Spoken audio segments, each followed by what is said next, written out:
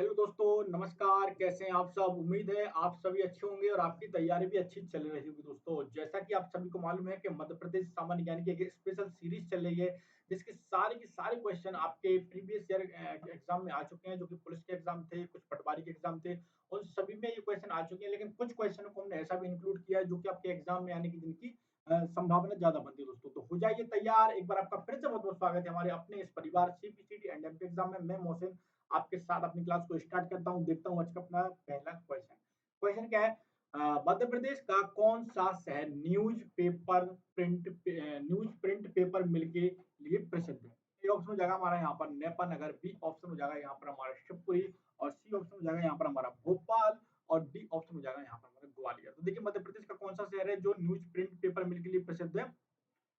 तो इसका जो राइट आंसर हो जाएगा वो क्या हो जाएगा? ऑप्शन नंबर हमारा ए ऑप्शन से हो जाएगा, नेपा नगर है। क्या है? Nepa Nagar is the right answer. Nepa Nagar Madhya Pradesh में न्यूज प्रिंट पेपर मिल है। और आपको पता है नेपा नगर किस जिले में आता है? तो नेपा नगर हमारा बुरहानपुर जिले में आता है। कहाँ आता है? बुरहानपुर जिले में आता है। क्लियर है यहाँ तक? चलिए, तो ये क्वेश्चन क्लियर हो गया। हर क्वेश्चन के बारे में आपको जानकारी देंगे, लेकिन आपसे प्लीज रिक्वेस्ट दोस्तों, प्लीज अगर चैनल पे आप नए हैं तो प्लीज हमारे चैनल को सब्सक्राइब कीजिए, बेल आइकन को ऑन कीजिए, ताकि क्लास का नोटिफिकेशन सबसे पहले आपके पास पहुंचे। तो अगला क्वेश्चन कहाँ है हमारा? अगला क्वेश्चन हमारा, मध्य प्रदेश का किस चीज में उत्पादन में पहला स्थान नहीं है? अब यहाँ पर आपसे पूछा जा रहा है कि इनमें से ऐसा कौन सा उत्पादन में मध्य प्रदेश का पहला स्थान नहीं है, आपको बताना है। तो यहाँ पर देखिए दोस्तों, इसका जो ऑप्शन नंबर ए हो जाएगा वो हो जाएगा दाल, और ऑप्शन नंबर बी हो जाएगा हमारा चावल, सी हो जाएगा सोयाबीन, और डी हो जाएगा तिलहन। तो आपको बताना है इन सभी चीजों में से मध्य प्रदेश का किस में पहला स्थान है। क्लियर है यहाँ पर? चलिए, तो यहाँ पर इसका जो राइट आंसर हो जाएगा वो क्या हो जाएगा? ऑप्शन नंबर एक बिल्कुल राइट आंसर, बी ऑप्शन बिल्कुल राइट आंसर हो जाएगा। क्या हो जाएगा? चावल। तो चावल में मध्य प्रदेश का पहला स्थान नहीं है, बाकी दाल में, सोयाबीन में, तिलहन में मध्य प्रदेश का पहला स्थान है। और सोया स्टेट के नाम से तो मध्य प्रदेश को जाना ही जाता है। मैं आपको अगर आपको बता दूं कि चावल के उत्पादन में जो है मध्य प्रदेश का कौन सा स्थान है, पता है आपको? तो चावल उत्पादन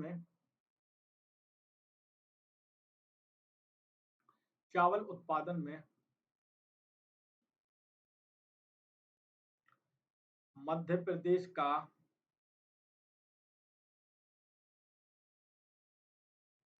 तीसरा स्थान है। कितना स्थान है? तीसरी नंबर का स्थान है। ठीक है, चावल के उत्पादन में। और पहले नंबर पर पता है कौन है आपको? तो चावल के उत्पादन में पहले नंबर पर उत्तर प्रदेश है। ठीक है, हालांकि ये ऊपर नीचे होता रहता है हर साल की रिपोर्ट के अनुसार। उत्तर प्रदेश है। और दूसरे नंबर पे कौन है? पंजाब। ठीक ना? क्लियर है यहाँ तक? चलिए, चलिए, अब बढ़ जाते हैं अपने अगले क्वेश्चन की ओर। एंड अगला क्वेश्चन क्या है, जल्दी से उसको भी देख लेते हैं।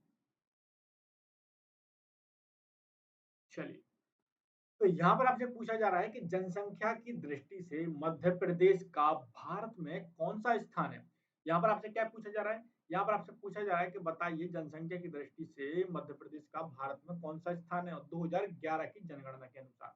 ऑप्शन नंबर एक हो जाएगा हमारा दो, ऑप्शन नंबर बी हो जाएगा हमारा तीन, ऑप्शन नंबर सी हो जाएगा पांच, और ऑप्शन नंबर डी हो जाएगा सात। यहाँ पर आप सभी को इसका राइट आंसर देना। देखते हैं सबसे पहले कौन इसका राइट आंसर देगा। तो देखिए, अगर जनसंख्या की दृष्टि से देखें तो मध्य प्रदेश का भारत में पांचवा स्थान है। कौन सा स्थान है? पांचवा स्थान है। पहले पर जनसंख्या की दृष्टि से देखें कौन सा राज्य आता है पहले पर? सभी को पता है, उत्तर प्रदेश आता है। क्या आता है? उत्तर प्रदेश आता है जनसंख्या की दृष्टि के मामले में। दूसरे नंबर पे क्या आ जाता है? महाराष्ट्र। तीसरे नंबर पे क्या आ जाता है? बिहार। चौथे पे क्या आ जाता है? पश्चिम बंगाल। और पांचवें पर हमारा मध्य प्रदेश। क्लियर है यहाँ तक? चलिए, तो अब बढ़ जाते हैं अपने अगले क्वेश्चन की ओर। लेकिन एक बार फिर से देख लीजिए, जनसंख्या की दृष्टि से अगर देखा जाए तो मध्य प्रदेश का भारत में कौन सा स्थान है? तो पांचवा स्थान है। पहले पर उत्तर प्रदेश, सेकंड नंबर पर आ जाएगा महाराष्ट्र, थर्ड नंबर पे बिहार, फोर्थ पे हमारा पश्चिम बंगाल, और फिफ्थ नंबर पे हमारा प्यारा मध्य प्रदेश। अब बढ़ जाते हैं अगले क्वेश्चन की ओर। एंड अगला क्वेश्चन क्या है, जल्दी से उसको भी देख लेते हैं। क्वेश्चन है हमारा, मध्य प्रदेश के पहले मुख्य न्यायाधीश कौन थे? क्वेश्चन क्या पूछा जा रहा है आपसे?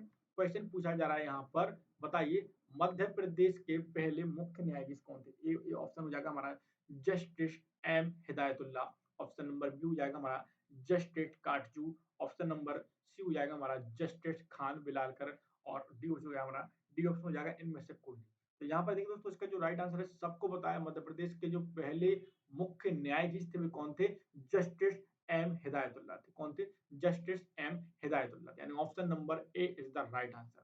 क्लियर है यहाँ तक? और मैं आपको बता दूं बहुत सी क्लासेस हमारे चैनल पर चलने लगी, सारी की सारी क्लासेस पुलिस की तैयारी कराए हैं। सुबह 8 बजे जो क्लास आती है वह कौन सी आती है? सुबह 8 बजे गणित की क्लास आती है, मैथ स्पेशल क्लास रहती है, और इसके बाद जो अगली क्लास आती है वह 11 बजे आती है। 11 बजे कौन सी क्लास आती है? तो 11 बजे रीजनिंग की ट्रिक्स, एक सी एक बढ़ के आपको ट्रिक्स वहां पर आपको देखने के लिए मिलेंगी। कौन सी क्लास आती है? रीजनिंग की क्लास आती है।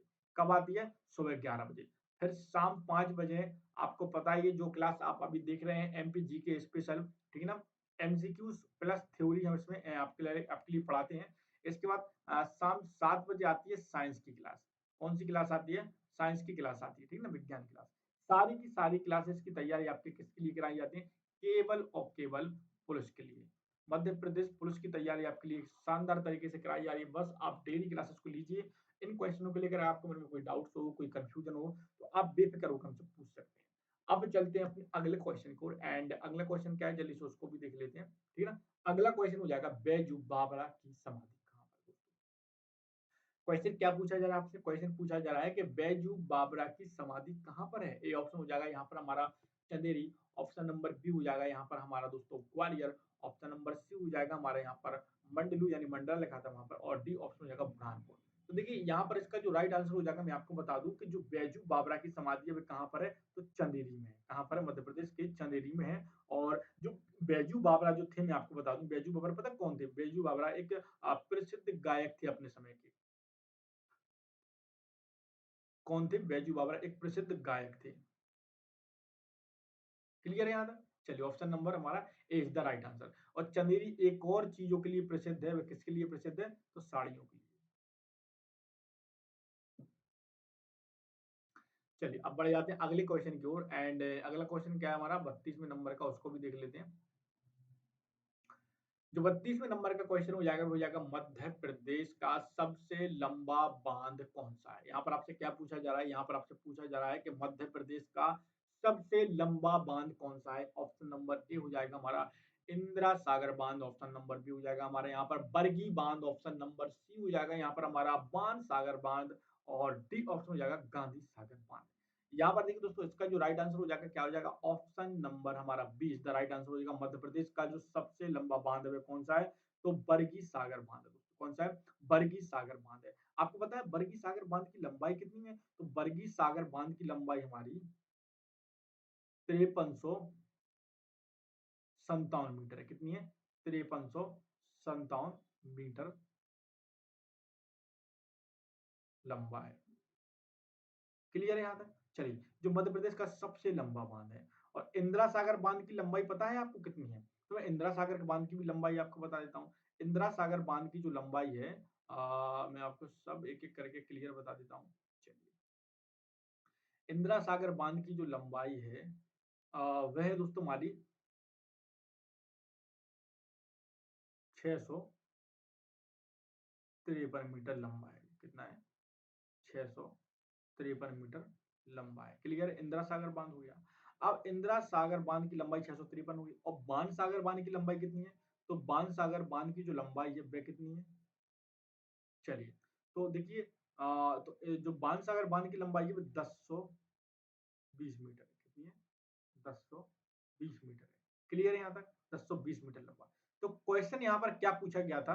तो क्वेश्चन केवल इतना पूछा गया था कि बताइए मध्य प्रदेश का सबसे लंबा बांध कौन सा है? तो देखिए सबसे लंबा बांध तो हमने बता दिया आपको, बरगी बांध है, जिसकी लंबाई 5357 मीटर लंबी है, ठीक है ना। 5357 मीटर लंबा बांध है। इसके बाद मैंने आपको और भी बताया कि इंदिरा सागर बांध की लंबाई कितनी है? 653 मीटर है, और बाण सागर बांध की लंबाई कितनी है? 1020 मीटर है। क्लियर है यहाँ तक? एनी क्वेश्चन किसी को? चलिए अब बढ़ जाते हैं अपने अगले क्वेश्चन की ओर, एंड अगला क्वेश्चन क्या है जल्दी से उसको भी देख लेते हैं। चलिए अगला क्वेश्चन पूछा जा रहा है कि मध्य प्रदेश में हांडी खो नामक खाई किस जगह पर स्थित है? क्वेश्चन क्या पूछा जा रहा है? मध्य प्रदेश में हांडी खो नामक खाई किस जगह पर स्थित है? ए ऑप्शन हो जाएगा यहाँ पर हमारा पचमढ़ी, बी ऑप्शन हो जाएगा यहाँ पर हमारा सतना, सी ऑप्शन हो जाएगा यहाँ पर हमारा ग्वालियर और डी हो जाएगा हमारा इंदौर। ठीक है, चलिए तो देखिए मध्य प्रदेश में जो हांडी खो नामक खाई है वह किस जगह पर है? तो वह हमारी पचमढ़ी में। कहाँ पर है? पचमढ़ी में, यानी हमारा option number A is the right answer.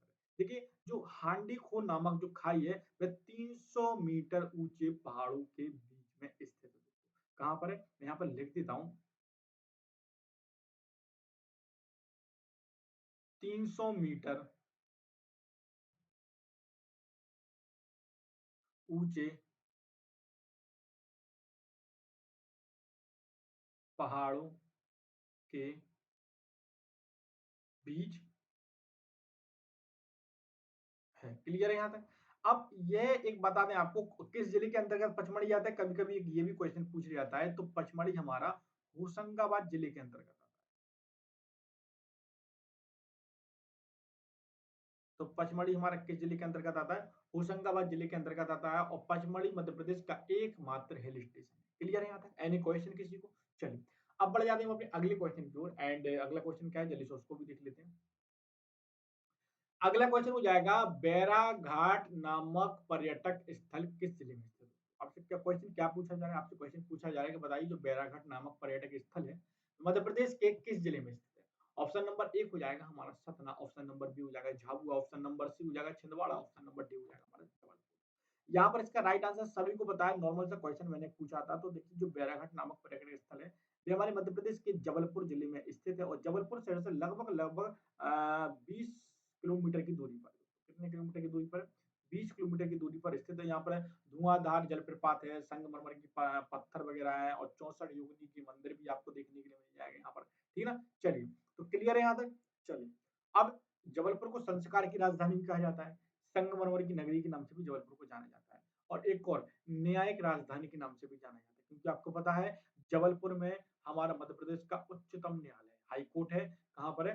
Jabalpur में।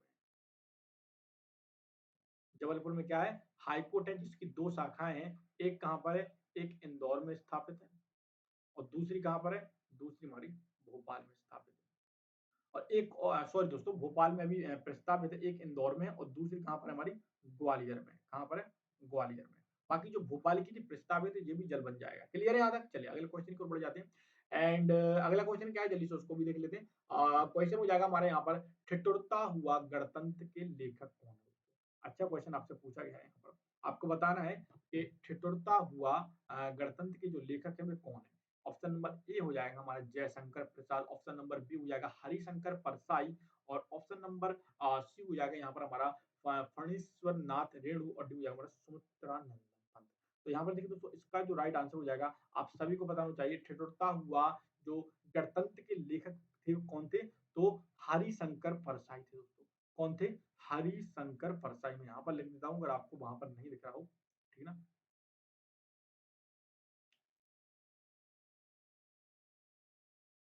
हरिशंकर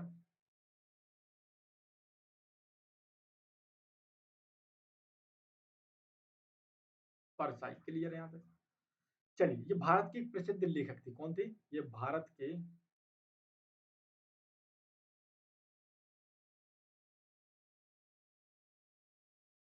प्रसिद्ध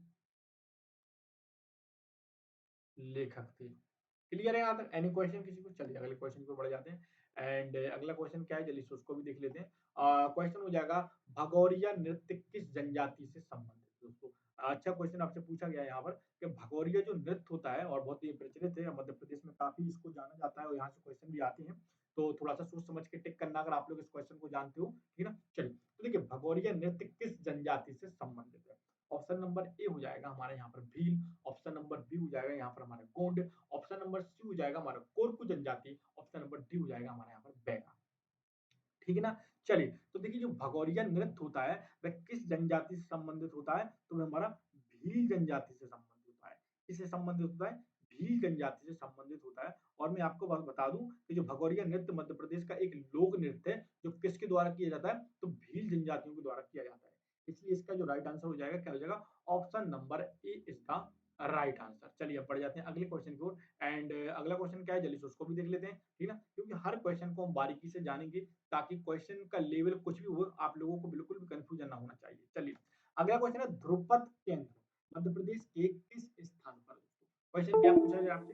क्वेश्चन पूछा जा रहा है कि जो ध्रुपद का केंद्र होता है मध्य प्रदेश के जो है किस स्थान पर स्थित है दोस्तों, ठीक है ना? तो चलिए, ए ऑप्शन हो जाएगा यहाँ पर हमारा जबलपुर, और ऑप्शन नंबर बी हो जाएगा यहाँ पर हमारा भोपाल, और ऑप्शन नंबर सी हो जाएगा यहाँ पर हमारा इंदौर, और ऑप्शन नंबर हमारा यहाँ पर डी हो जाएगा ग्वालियर। तो देखिए ध्रुपद केंद्र मध्य प्रदेश के किस स्थान पर स्थित है? तो इसका जो राइट आंसर हो जाएगा क्या हो जाएगा? ऑप्शन नंबर हमारा B is the right answer, Bhopal में स्थित है। कहाँ पर स्थित है?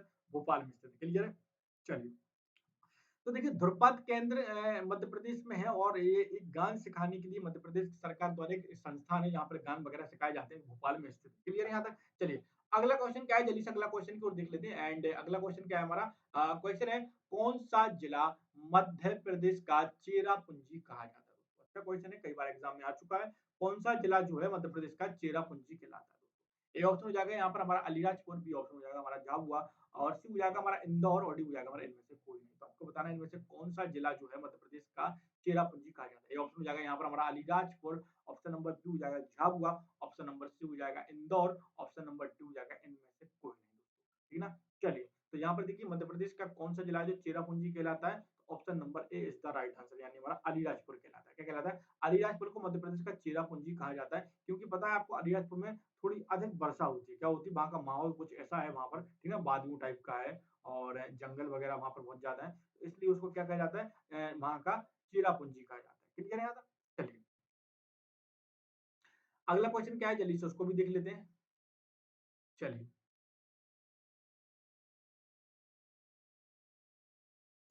चलिए अगला क्वेश्चन है बीना ऑयल रिफाइनरी मध्य प्रदेश के किस जिले में स्थित है?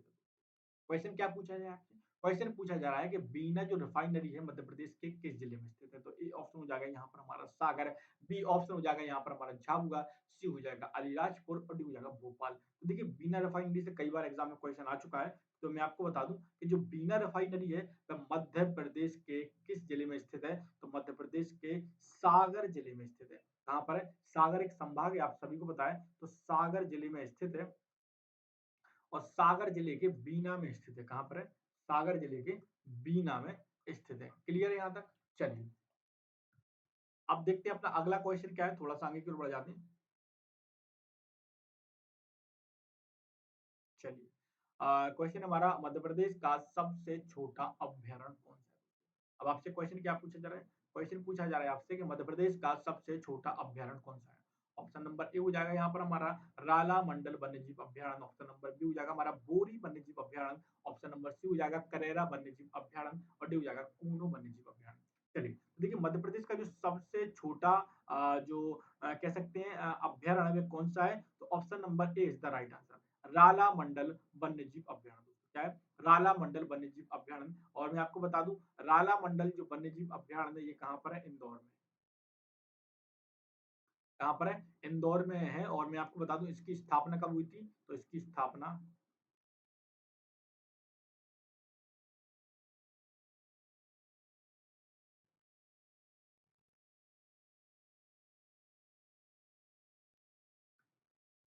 इसकी स्थापना 1989 यानी 1989 में हुई थी, और ये इंदौर जिले में स्थित है। और मैं आपको बता दूं, मैं पहले भी बता चुका हूँ, ये 5 वर्ग किलोमीटर के क्षेत्र में फैला हुआ है। ठीक है ना? चलिए, तो option number A is the right answer. बाकी करेला वन्यजीव अभ्यारण्य अब ये खत्म हो चुका है, वहां पर बचा नहीं है। ठीक है ना? चलिए, अब बढ़ जाते हैं अगले और करेला वन्यजीव अभ्यारण्य शिवपुरी जिले के अंतर्गत आता है। चलिए, अब बढ़ जाते हैं अगले क्वेश्चन की ओर। एंड अगला क्वेश्चन क्या है हमारा? निम्नलिखित में से कौन सी नदी का उद्गम भारत में होता है तथा भारत में ही विलीन हो जाती है? आपको एक ऐसी नदी के बारे में बताना है जिसका उद्गम स्थल कहाँ से भारत में ही होता है और भारत में ही जाकर जी विलीन हो जाती मिल जाती है। ऑप्शन नंबर ए हो जाएगा यहाँ पर हमारा ब्रह्मपुत्र, ऑप्शन नंबर बी हो जाएगा सिंधु, सी हो जाएगा कोसी, और डी ऑप्शन हो जाएगा यहाँ पर हमारा चंबल।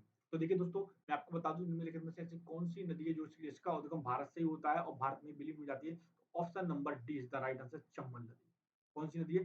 चंबल नदी इज द राइट आंसर। और मैं आपको सबसे पहले चंबल नदी के बारे में थोड़ी सी डिटेल्स दे दूं। मध्य प्रदेश की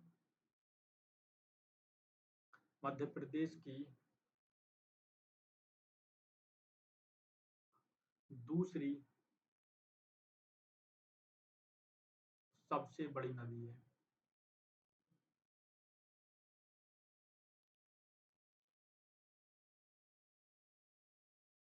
जिसकी लंबाई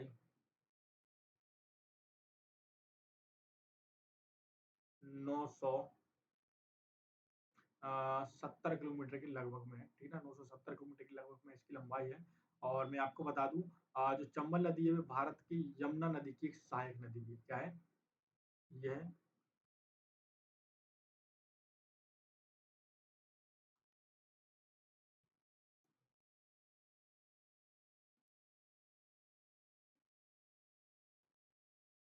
यमुना नदी की सहायक नदी है, ठीक ना।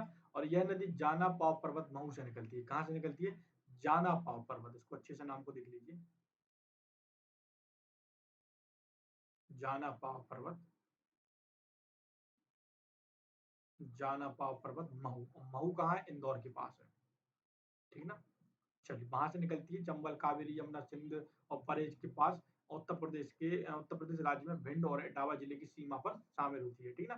चलिए, 5 नदियों का संगम समाप्त हो जाता है। ये option number D is the right answer हो जाएगा। क्लियर है? हमने इस क्वेश्चन से क्या जाना? हमने जाना सबसे पहले कि कौन सी नदी का उद्गम स्थल भारत में होता है और भारत में विलीन हो जाती है, तो चंबल नदी। क्लियर है यादव? तो चंबल नदी मध्य प्रदेश की दूसरी सबसे बड़ी नदी थी, इसकी लंबाई 960 किलोमीटर, 70 किलोमीटर के लगभग में 965 हो सकता है, ठीक ना। चलिए, अब इसके बाद ये यमुना नदी की सहायक नदी भी जाना पाव पर्वत से निकलती है, महू इंदौर के पास स्थित है। चलिए, इतना सब कुछ मैंने आपको बता दिया। अब अगले क्वेश्चन की ओर बढ़ जाते हैं। एंड अगला क्वेश्चन क्या है, जल्दी से उसको भी देख लेते हैं। क्वेश्चन नंबर निम्नलिखित में से किस नदी को दक्षिण के गंगा के नाम से जाना जाता है? क्वेश्चन क्या पूछा जा रहा है आपसे? क्वेश्चन पूछा जा रहा है, इनमें से कौन सी नदी को दक्षिण की गंगा के नाम से जाना जाता है? आज का लास्ट क्वेश्चन है ये। और क्वेश्चन क्या है हमारा? दक्षिण की गंगा के नाम से किसे जाना जाता है? ए ऑप्शन हो जाएगा कृष्ण, और बी ऑप्शन हो जाएगा महानदी, सी हो जाएगा गोदावरी, और डी हो जाएगा कावेरी। तो यहाँ पर इसका जो राइट आंसर हो जाएगा option number C is the right answer, Godavari is the right answer. दक्षिण की गंगा के नाम से किसे जाना जाता है? गोदावरी को जाना जाता है। मैं आपको बता दूं, यह नदी दूसरी प्रायद्वीपीय नदियों में से सबसे बड़ी नदी है, ठीक है ना। और मैं आपको बता दूं, इसे दक्षिण की गंगा भी कहा जाता है। इसकी उत्पत्ति पश्चिमी घाट के त्र्यंबक पहाड़ी से हुई है। इसको दक्षिण की गंगा भी बोला जाता है, तथा पुराणों में इसको बार बार इसका जो है बार बार इसका वर्णन भी आता रहता है। क्लियर है यहाँ तक? चलिए, अब एक और क्वेश्चन देख लेते हैं, 45 क्वेश्चन कर लेते हैं पूरे पूरे, ठीक है ना। चलिए, अब इसके बाद अगला क्वेश्चन क्या है, थोड़ा सा इसको नीचे कर लेते हैं ताकि क्लियर दिखे। चलिए, मध्य प्रदेश में स्थित इंदिरा सागर बांध निम्नलिखित में से किस नदी पर बनाया गया है? ऑप्शन नंबर ए हो जाएगा यमुना नदी, बी ऑप्शन हो जाएगा हमारा यहाँ पर चंबल नदी, सी हो जाएगा नर्मदा नदी, और डी हो जाएगा हमारा कृष्णा नदी। चलिए, तो यहाँ पर इसका राइट आंसर क्या हो जाएगा? तो इसका जो राइट आंसर हो जाएगा वह हो जाएगा option number C is the right answer. तो देखिए, इंदिरा सागर बांध जो है निम्नलिखित में से किस नदी पर बनाया गया है? तो नर्मदा नदी पर बनाया गया है। और नर्मदा नदी मध्य प्रदेश की दूसरी सबसे बड़ी नदी है। सॉरी दोस्तों, नर्मदा नदी मध्य प्रदेश की सबसे बड़ी नदी है। दूसरी सबसे बड़ी नदी तो हमारी चंबल नदी है। क्लियर है यहाँ तक? चलिए, तो नर्मदा नदी पर बनाया गया है इंदिरा सागर बांध। और पता है आपको इंदिरा सागर बांध किस जिले में है? तो इंदिरा सागर बांध हमारा खंडवा जिले में। कहाँ पर है? खंडवा जिले में।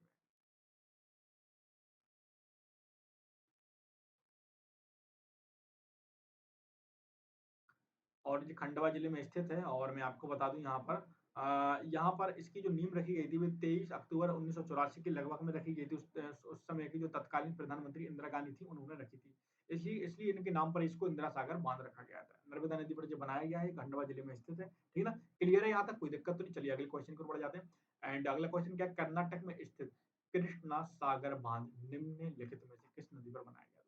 क्वेश्चन क्या पूछा जा रहा है? क्वेश्चन पूछा जा रहा है यहाँ पर, जो कृष्णा सागर बांध है जो कि कर्नाटक में स्थित है, वह किस नदी पर बनाया गया? ए ऑप्शन हो जाएगा यहाँ पर हमारा कावेरी, बी ऑप्शन हो जाएगा यहाँ पर हमारा गोदावरी, सी हो जाएगा हमारा यहाँ पर कृष्णा, और डी हो जाएगा हमारा महानदी। यहाँ पर देखिए, इसका जो राइट आंसर हो जाएगा option number A is the right answer हो जाएगा। कावेरी नदी पर बनाया गया है। किस नदी पर बनाया गया है? कावेरी नदी पर बनाया गया है। Option number A is the right answer. Clear है यहाँ तक? चलिए, अब आज का लास्ट क्वेश्चन आप सभी के साथ डिस्कस करने जा रहे हैं। क्वेश्चन हमारा निम्नलिखित में से कौन सी नदी ताजे पानी की डॉल्फिन के लिए घर है दोस्तों? ऑप्शन नंबर ए हो जाएगा यहाँ पर हमारा गोदावरी, भी हो जाएगा नर्मदा, सी हो जाएगा गंगा, और डी हो जाएगा हमारा साबरमती। इसका जो राइट आंसर हो जाएगा क्या हो जाएगा? तो देखिए, ताजे पानी की डॉल्फिन के लिए जो घर है वह किसको जाना जाता है, किस नदी को जाना जाता है? Option number C is the right answer, Ganga को जाना जाता है। किसको जाना जाता है? गंगा को जाना जाता है, ठीक है। Option number C is the right answer. Clear है यहाँ तक? एनी क्वेश्चन किसी को? चलिए, तो देखिए, उम्मीद है आज की क्लास आप सभी को पसंद आई होगी। और मिलते हैं कल हम एक और अपनी नई क्लास के साथ। जब तक दोस्तों, जय हिंद, जय भारत, नमस्कार।